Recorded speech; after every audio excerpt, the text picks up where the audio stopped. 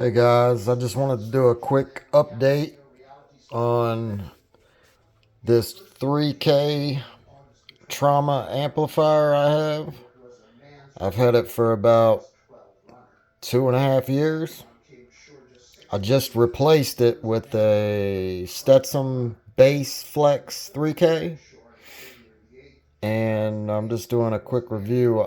There's nothing wrong with this amp at all. It is still 1000% functional. All the caps are still great. All the FETs. It has been a solid amplifier for sure.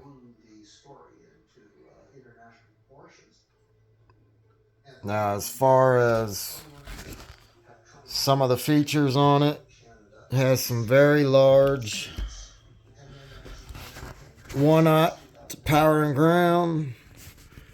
It has little tiny, I'd say 10 gauge speaker wire inputs, and it only has two. The little tiny set screws are terrible.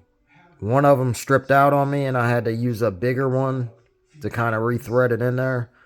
But this is a major problem with this, having just two inputs for your speaker wires. And then, like I said, these little set screws, they're so tiny and easy to strip. It's kind of a joke for an amp that costs this much money, which I think brand new you're going to pay $600 to maybe $700. I think I paid like $500 and something at the time I bought this.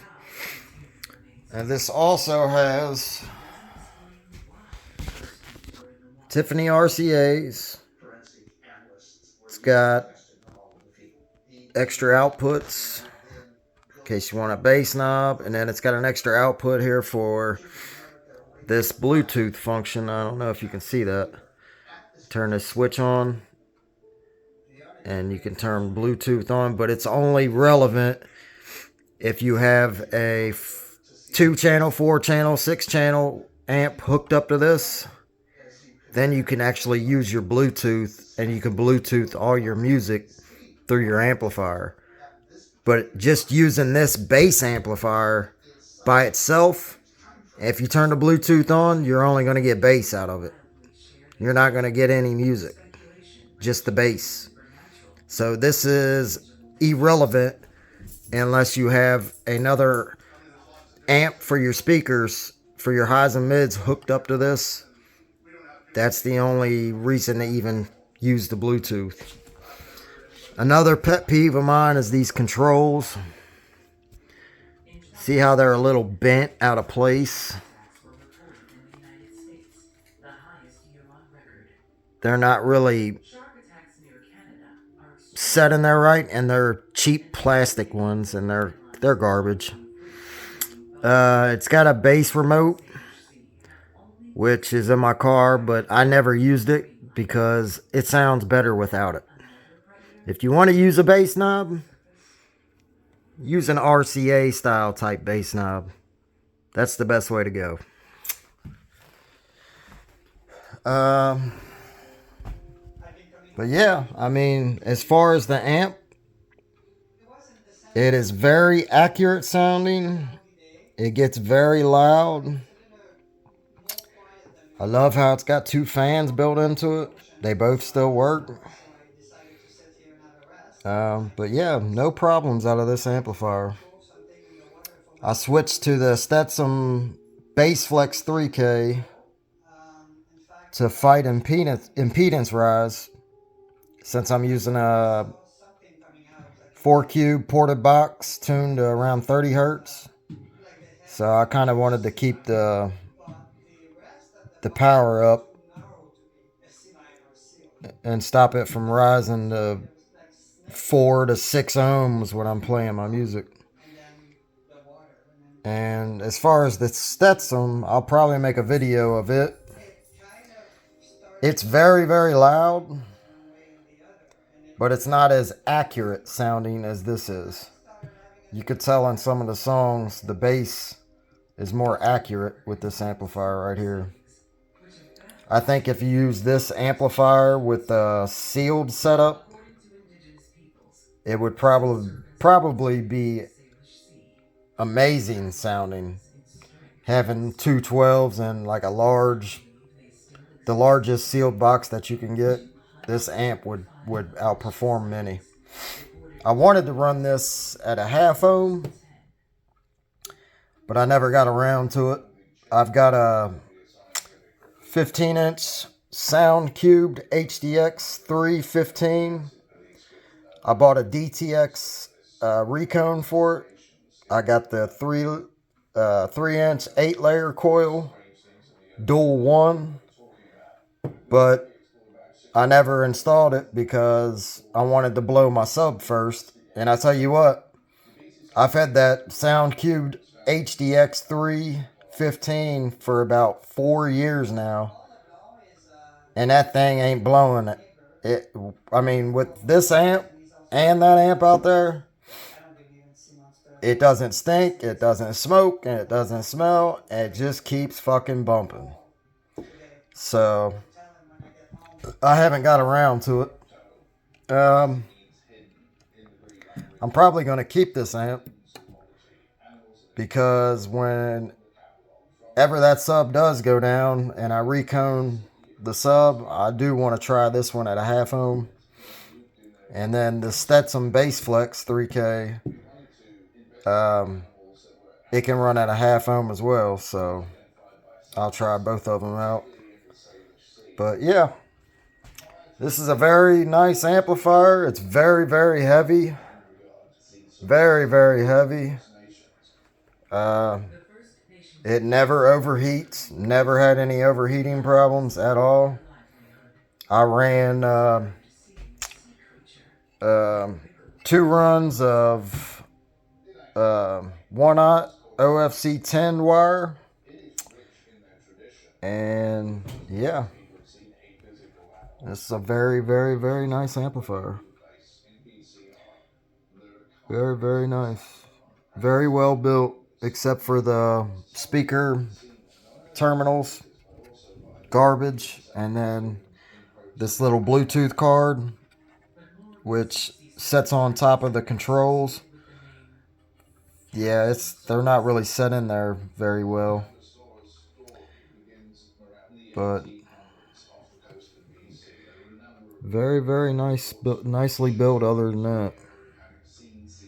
Got the, see these caps here. I don't know if I can get a view of them. Maybe on the other side.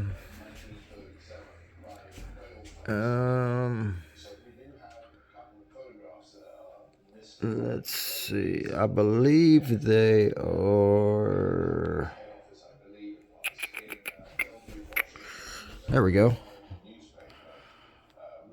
200 volt, 1000 microfarad, 105 degrees Celsius, Samyang caps. And then the smaller ones are, I believe,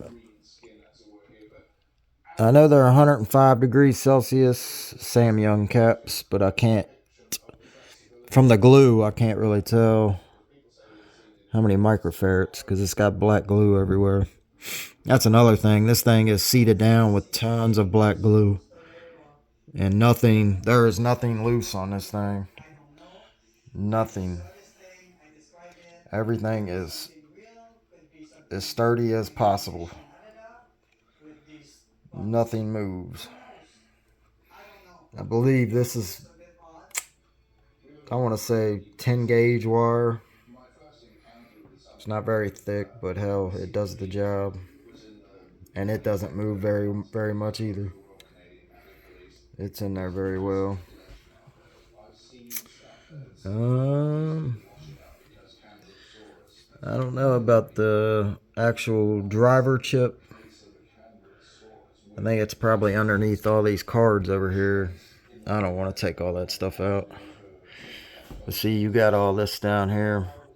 That's for your all your settings, your input sensitivity, your low pass filter, your phase control, and then your Bluetooth card is the one underneath, I believe, or it might be the one on the top with this little cap right here. And your controls probably are underneath on the board. Yeah, it's a solid amp. I think for $500 it's probably good enough, except for one thing. When you buy this amp, they just ship it in the manufacturer's box. There is no protection for this amp. So when it shows up, this 40 pound amplifier will show up with these little end feet bent. I was very pissed off about that they couldn't put it in an extra box with some protection. They just shipped it in a manufacturing box, kind of like how most of the Brazilian amps show up. But except for my Stetson bass flex I got from Brazilian Sounds, they actually put the box inside of another box with styrofoam, and it showed up perfect. And it was a B-stock amp, which the manufacturing box was all beat up, but the amp is brand new and it sounds amazing. So as far as the back plate, there it is. Runs between 12 and 16 volts. And then I like the Stetson amp because it runs between 9 and 17 volts.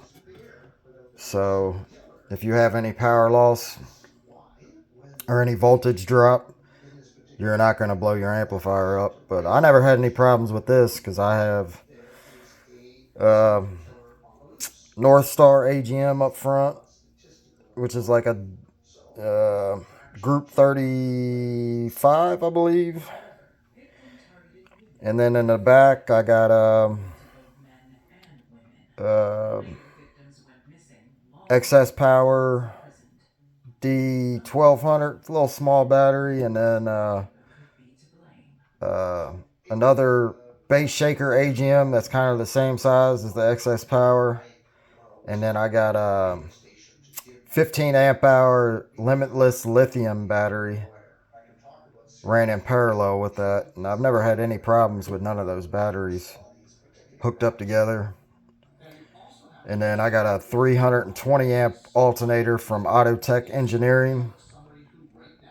I've had that thing for what, about 2.5, 3 years too, and that alternator's still running strong. But yeah, I'll probably make a video here soon of my sub and it bumping to that Stetson amp, and maybe eventually I'll blow it and I'll do a recone video, and then I'll hook this amplifier back up and run it at half ohm and post another video on here for you all so you can see how this stuff performs. Not doing a big channel here, I'm just kind of reviewing a few products for everybody so they know what they're paying for. But yeah, alright guys, see ya.